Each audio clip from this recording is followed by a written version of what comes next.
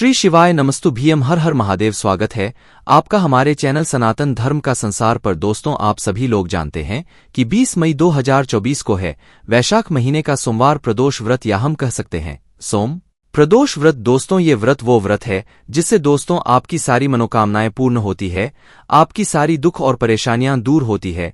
दोस्तों, सोमवार बहुत आते हैं, महीने में प्रदोष व्रत भी आते हैं, पर दोस्तों जब ये दोनों ही दिन एक ही दिन पड़ जाते हैं तो इस दिन का महत्व बहुत ही ज्यादा बढ़ जाता। इस दिन किया गया किसी भी उपाय का फल आपको बहुत ही जल्दी और बहुत बड़ा होकर मिलता है, और इस दिन आप भगवान शिव जी को बहुत आसानी से भी प्रसन्न कर सकते हैं, क्योंकि दोस्तों सोमवार और प्रदोष व्रत दोनों ही भगवान शिव जी के इतने प्रिय दिन है कि अगर इस दिन आप लोग एक चावल का दाना भी भगवान शिव जी पर चढ़ा देते हो तो वो आपसे इतना प्रसन्न होते हैं कि बिना मांगे वो आपको सब कुछ प्रदान करते हैं। पर दोस्तों, जब बात आ जाए एक विशेष उपाय की कि अगर आप इस सोमवार के दिन पड़ने वाले व्रत को, वो भी वैशाख महीने के सोम प्रदोष को, अगर आप लोग एक शमीपत्र वाला उपाय कर लेते हो तो भाई आपका वह शमीपत्र वाला उपाय आपके सारे काम को बना देगा, आपकी सारी दुख और परेशानियों को भी दूर कर देगा। आप जो चाहते हैं आपको वो मिलेगा, और अगर किसी कारणवश आपके जीवन में आप दुखी भी हो तो भाई आपकी वह दुख और परेशानी भी दूर हो जाएगी। पर दोस्तों, उसके लिए आप लोगों को यह एक शमीपत्र वाला उपाय समझना पड़ेगा, क्योंकि पंडित जी बहुत सारे ऐसे उपाय बताते हैं जो उपाय हमारी मनोकामना पूर्ण करते हैं, पर पंडित जी के वह उपाय पुराने हो जाते हैं, इसलिए लोग उन उपायों को भूल जाते हैं। पर दोस्तों, वह उपाय काम हमेशा करते हैं, इसलिए आप लोगों को उन उपायों को भूलना नहीं चाहिए। ऐसा ही दोस्तों एक उपाय पंडित जी ने एक शमीपत्र वाला उपाय बताया था, जो कि रात को 9:15 वाला उपाय था, और इस उपाय को करने के बाद दोस्तों लोगों को इस उपाय को करने का बहुत ही अच्छा फल यहां पर मिला भी था। तो इस सोमवार प्रदोष व्रत के दिन, इस इतने बड़े और विशेष दिन पर आप लोगों को इस शमीपत्र वाले उपाय को जरूर करना चाहिए। पर दोस्तों, उससे पहले आपको इस उपाय को समझना होगा कि आखिर इस शमीपत्र वाले उपाय को हमें कैसे करना है, किस दिन करना है, किस समय करना है, किसको करना है और कहां पर करना है। इस उपाय को करने की एक सबसे अच्छी और बड़ी बात हम आपको शुरू में ही बता देते हैं कि ये वाला उपाय आपको बाहर जाकर करने की जरूरत नहीं है।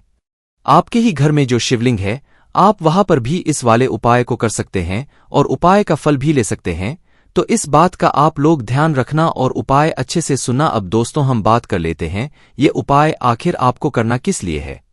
तो देखो, अगर आपकी कोई मनोकामना है, चाहे वो नौकरी से जुड़ी हुई हो, चाहे आपके किसी अटके हुए काम से जुड़ी हुई हो, चाहे आपका कोई बड़ा काम हो, चाहे आपका कोई छोटा काम हो, या कोई भी दुख और परेशानी आपके जीवन में चल रही हो, तो भाई आप उसके लिए अपना यह एक शनिपुत्र वाला उपाय कर सकते हैं। अब दोस्तों, यह वाला उपाय आखिर करना किसको है?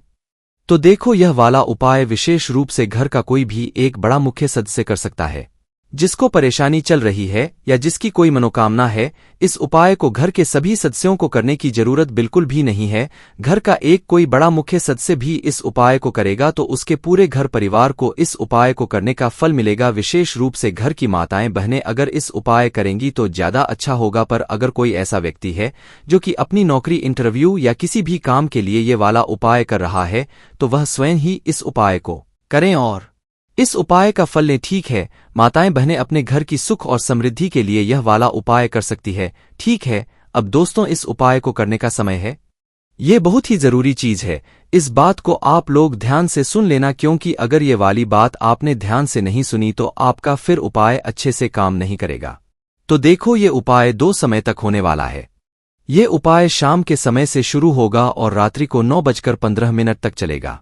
अब दोस्तों, आप सभी लोग जानते हैं कि भाई जो सोमवार प्रदोष व्रत का दिन होता है, या जो प्रदोष व्रत का दिन होता है, इस दिन का शाम का समय का प्रदोष काल का जो समय होता है, यही सबसे उत्तम समय होता है भगवान शिव जी की अर्चना करने का और भगवान शिव जी को प्रसन्न करने का। तो अगर आप लोग पूछो कि भाई इस एक शमीपत्र वाले उपाय को हमें किस समय करना है, तो हम मात्र एक ही बात कहेंगे। इस उपाय को करने का जो समय है वो सिर्फ और सिर्फ रात्रि का समय है, मतलब शाम का समय है, जो शाम के 6 बजे से लेकर 7 बजे या रात 8 बजे के बीच का जो समय होता है। इस समय के बीच में आप लोगों को यह एक शमीपत्र वाला उपाय करना है। ठीक है, ये उपाय सुबह के समय नहीं होगा, इस बात का ध्यान रखना। और ये बात हम आप लोगों को पहले ही बता चुके हैं कि इस उपाय को करने के लिए आपको अपने बाहर जाने की भी बिल्कुल जरूरत नहीं है। अगर किसी का मन है बाहर जाकर इस उपाय को करने का मतलब शिवजी के मंदिर में जाकर वह यह उपाय करना चाहता है, वह भी कर सकता है, कोई दिक्कत वाली बात नहीं। पर अगर आपके घर में शिवलिंग है, चाहे वह किसी भी चीज का शिवलिंग हो, नर्मदा जी का शिवलिंग हो, साप्टिक का शिवलिंग हो या कोई भी पत्थर का शिवलिंग हो, आप उस शिवलिंग के ऊपर यह वाला उपाय कर सकते हो। आपका उपाय का फल जरूर मिलेगा। ठीक है, अब दोस्तों हम यहाँ पर जानते हैं कि इस उपाय को करने की विधि क्या है और कैसे और कब आपको यह उपाय यहाँ पर से करना है। तो देखो, इस उपाय में सबसे जरूरी जो चीज है वो मात्र एक शमीपत्र है। देखो, प्रदोष व्रत के दिन का शमीपत्र आपको बहुत फल देता है। आप किसी और दिन शमीपत्र शिवजी पर चढ़ा रहे हो वो भी फल देगा, पर प्रदोष व्रत के दिन का, वो भी सोम प्रदोष व्रत के दिन का जो शमीपत्र होता है, जो शिवलिंग पर चढ़ जाता है भाई, उसका फल बहुत ही बड़ा हम मिलता है। वो भगवान शिव जी का आशीर्वाद उसमें आ जाता है। ठीक है, तो आपको सबसे पहली चीज तो यहाँ पर एक शमीपत्र लेकर आना पड़ेगा। अब ये शमीपत्र आप लोगों को कहीं बिकता हुआ तो ज्यादातर नजर नहीं आएगा, तो जहां पर भी शमी का पेड़ हो वहां से आपको एक शमीपत्र लेकर आना है। कई सारे लोग शमीपत्र पहचानने में गलती भी कर देते हैं, इसीलिए आप लोग किसी से पूछकर अच्छे से जांचकर ही उस शमीपत्र को लेकर आना। मात्र एक ही शमीपत्र की आपको यहाँ पर आवश्यकता पड़ेगी। अब आप ऐसा मत करना कि शाम के समय उपाय करना है, तो बिल्कुल शाम के समय आप लोग शमीपत्र लेकर आओ। तो आपको क्या करना है कि भाई शाम होने से कुछ समय पहले आप शमीपत्र लेकर आ जाना। शाम होने से पहले ही लेकर आना या सुबह सुबह तोड़कर रख लेना, कोई वाली बात नहीं है। ना सुबह तोड़कर रख लेना, उसे अच्छे से रख देना और शाम के समय आप लोग अपना ये वाला उपाय कर लेना। ठीक है, तो अब देखो दोस्तों, ये वाला उपाय दो समय पर होगा, एक तो शाम का समय और एक रात 9:15 पर ये उपाय पूरा होगा। ठीक है, तो करना क्या है, आपके पास शमीपत्र तैयार है, हाथ मुंह धो लीजिएगा, क्योंकि शाम के समय आप स्नान नहीं कर सकते ज्यादातर। तो भाई शाम के समय स्नान नहीं भी करेंगे तो आप चल जाएंगे, कोई दिक्कत वाली बात नहीं है, पर शुद्धता का ध्यान रखना। उपाय को करते समय तो आपके पास अपना एक शमीपत्र है, उस एक शमीपत्र को आप लोगों करना है शाम के समय निकाल लेना है। शाम के 6 बजे से लेकर 7 बजे के बीच में कोशिश करना कि आप लोग अपना ये वाला उपाय कर लो। रात 8 बजे तक भी कर सकते हो, पर कोशिश करना 7 या 7:30 बजे से पहले आप लोग अपना ये वाला उपाय कर लो। तो जैसा कि आप सभी लोग जानते हो कि ये वाला उपाय हमें घर पर ही करना है, तो अपना वह एक शमीपत्र ले लेना। पहली बात तो आप अपने घर की दिया बाती कर लेना, क्योंकि शाम का समय होगा, तो शाम के समय पहले आप दिया बाती करके ही अपना जो है उपाय को शुरू करना है।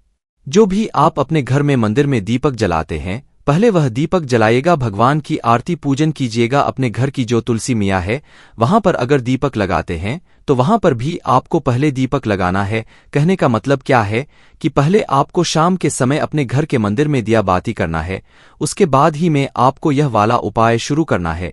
ऐसा मत करना कि पहले उपाय कर लिया फिर उसके बाद में दिया बाती कर रहे हो है ना, इस बात का आप लोग ध्यान रखना। तो अब आपको करना क्या है कि भाई आप लोगों की पूजन अर्चना हो गई है, अब उसके बाद में अपना एक शमीपत्र लेकर कहाँ पर बैठ जाओ, अपने ही घर के मंदिर में जहाँ पर आपका शिवलिंग विराजित हो, छोटा सा जो शिवलिंग होता है वो विराजित हो। अब यहीं पर दोस्तों हम आपको एक बहुत ही अच्छी बात बता देते हैं कि आपके घर में जितना छोटा शिवलिंग होता है ना, वो आपको उतना ही बड़ा फल प्रदान करता है। आप ऐसा मत सोचा करो कि हमारे घर में जितना बड़ा शिवलिंग होगा उतना बड़ा हमें फल मिलेगा, ऐसी बात नहीं है। पंडित जी खुद कहते हैं कि भाई आपके घर में जितना छोटा शिवलिंग होता है उतना ही बड़ा आपको यहाँ पर फल देखने को मिलता है। तो आपके घर में जो शिवलिंग हो, शिवलिंग आप लोग अपना बैठ जाना। ठीक है, और बैठने के बाद क्या करना है, दिया बाती आपकी हो ही गई है, आपको मात्र अपना एक शमीपत्र निकालना है। उस शमीपत्र को अपने ही घर के जो शिवलिंग होगा उस शिवलिंग के ऊपर चढ़ाना है। ठीक है, हो सकता है कि भाई आपका वह शमीपत्र का पत्ता बहुत बड़ा हो, तो भाई हो सकता है आप कैसे भी करके आप मात्र अपने उस एक शमीपत्र को आपके ही घर के जो शिवजी है उसके शिवलिंग के ऊपर आप लोग चढ़ा दो, समर्पित कर दो है ना। और समर्पित करने के बाद 2 मिनट हाथ जोड़कर का जाप करो या किसी भी भगवान शिव जी के एक मंत्र का आप लोग जाप करो। जाप आपका जैसे ही हो जाता है तो भाई आपको वहां से उठ जाना है। देखो ध्यान से सुन लो कि आपको अपना वह एक शमीपत्र शिवजी के शिवलिंग के ऊपर चढ़ाना है, चाहे वह बड़ा हो चाहे छोटा हो, चढ़ाना शिवलिंग के ऊपर ही है। और चढ़ाकर 2 मिनट भगवान के नाम का जाप कर आपको उठ जाना है। और उठने के बाद अभी आपका यहाँ पर आधा उपाय हो गया है, पूरा नहीं हुआ है। अब आप अपने जो बाकी के घर के काम रहेंगे, खाना बनाना जो भी है, आपके जो अधूरे काम है आप उन्हें पूरा कर लीजिएगा, ठीक है? क्योंकि अभी यहाँ पर उपाय पूरा नहीं हुआ है, आधा हुआ है। अब जो आधा उपाय है वो रात्रि को 9:15 पर होगा, उसी दिन होगा, मतलब सोमप्रदोष व्रत के दिन ही होगा। इस बात का आप लोग ध्यान रखना है, ठीक है? तो प्रदोषण व्रत के दिन ही आप लोगों को, जिस दिन आप लोग ये वाला उपाय कर रहे हो शाम के समय, उसी दिन आप लोगों को रात्रि को 9:15 पर वापस से अपने ही घर के मंदिर में आना है। क्या करना है? अपने ही घर के मंदिर में वापस से आना है और वापस से आकर बैठ जाना। बैठने के बाद 2 मिनट भगवान के नाम का पहले जाप करना है। एकदम से ऐसे जल्दबाजी में कोई उपाय नहीं किया जाता। 2 मिनट भगवान के नाम का जाप करना और जाप करने के बाद आपने जो शमीपत्र अभी शाम के समय चढ़ाया हुआ था, जो आपके ही घर के शिवलिंग के ऊपर चढ़ाया हुआ था भाई, उस शिवलिंग के ऊपर से आप अपना वह शमीपत्र उठा लो। भगवान से आशीर्वाद स्वरूप मांगकर, भगवान का आशीर्वाद स्वरूप समझकर अपना वह शमीपत्र शिवलिंग के ऊपर से उठा लो और उसे उठाकर किसी भी एक कटोरी में रख लो। किसी भी एक में रख लो, जो भी एक आपके पास अच्छी सी चीज हो उसके अंदर उसे सुरक्षित रख लो, ठीक है? और रखने के बाद इसे आप साइड में रख दो और फिर से 2 मिनट भगवान के नाम का जाप कर लो और उसके बाद में भगवान का आशीर्वाद लेकर भगवान को धोख देकर वहां से उठ जाओ। और उठने के बाद आपका ये वाला उपाय यहां पर पूरा हो जाता है। अब देखो, जो लोग शिव जी के मंदिर में जाकर उपाय कर रहे वह भी इस उपाय को इसी तरीके से करेंगे, इनमें कोई भी बदलाव नहीं होगा। बस आपको ध्यान रखना है कि आप जिस मंदिर में यह वाला उपाय कर रहे हो वह मंदिर रात्रि को 9:15 पर खुला हो, तभी आपका ये वाला उपाय यहां पर पूरा होगा। बस दोस्तों, यहां पर ये वाला उपाय आपका पूरा हो जाता है। अब आप कहोगे कि भाई हमारे पास जो बेलपत्र है, इस बेलपत्र का क्या करना है? तो देखो, यह बेलपत्र में भगवान शिव जी का आशीर्वाद है। अब इस बेलपत्र को अगर आप अपने घर की सुख और शांति के लिए ये वाला उपाय कर रहे थे, तो इस बेलपत्र को हमेशा अपने घर में, जब तक आपसे हो सके, जब तक आप लोग जो है इसे अपने घर में रखो, ताकि आपके घर में सुख और शांति बनी रहे। अगर किसी पुरुष ने ये वाला उपाय अपनी किसी नौकरी, व्यापार या किसी भी तरह की समस्या के लिए किया था, तो भाई वे व्यक्ति अपने आगे वाली जेब में अपनी इस शमी पत्र को रख ले, ताकि भगवान का आशीर्वाद उसके साथ में हमेशा रहे और उसके सारे जो बिगड़े हुए काम है वो अपने आप ही बनते जाए, ठीक है? तो जो लोग अपने लिए ये वाला उपाय कर रहे हैं, अपनी किसी मनोकामना के लिए ये वाला उपाय कर रहे हैं, वह अपने साथ में इस बेलपत्र को रखे। और पुरुष है तो भाई अपने आगे वाली जेब में इस बेलपत्र को रखे, और महिला है तो भाई वो अपने मतलब साथ में कहीं पर भी इस बेलपत्र को रखकर चले। अगर उनका कोई काम है जिसके लिए वो जा रही है, तो इस बेलपत्र को अपने साथ में लेकर जाए। अब दोस्तों, यहां पर एक जरूरी बात है कि इस उपाय को आप लोगों को कम से कम 5 प्रदोषण व्रत तक करना है ना। 5 प्रदोषण व्रत जो बेलपत्र है उन्हें इकट्ठा करके आप अपने साथ में रखना, आपको बहुत अच्छा फल मिलेगा उपाय को करने का, ठीक है? तो इस बात का आप लोगों को ध्यान रखना है। कम से कम 5 प्रदोषण व्रत की बेलपत्रों को आपको इस तरीके से इकट्ठा करना है और इकट्ठा करके फिर आपको जो है अपने साथ में रखना है, अपने घर में रखना है।